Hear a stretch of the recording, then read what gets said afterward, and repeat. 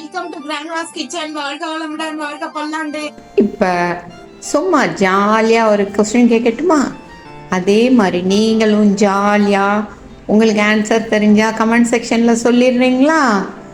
காலே இல்லாத டேபிள் எதுங்க? இன்னைக்கு நம்ம பார்க்க போகிறது மாவடுவில் வந்து ஒரு பச்சடிங்க. 2 நிமிஷத்தில் நம்ம ரெடி பண்ணிடலாம். 2 நிமிஷம் கூட ஆகாது. மிக்சியில் போடுற நேரம் தான். மாவடு நம்ம ஊற போட்டிருக்கோம் இல்லைங்களா, அதை இது மாதிரி குட்டி குட்டி பீசஸாக நறுக்கிக்கணும்.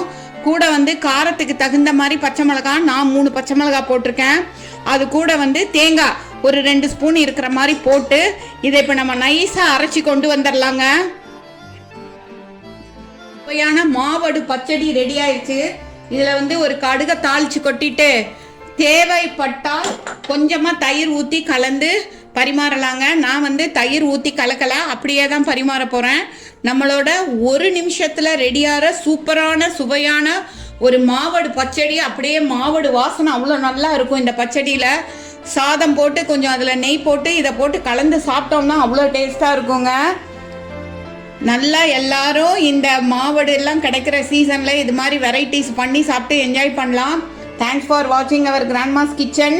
எல்லாரும் ஷேர் பண்ணுங்கள், சப்ஸ்கிரைப் பண்ணுங்கள், லைக் பண்ணுங்கள். தேங்க்யூ.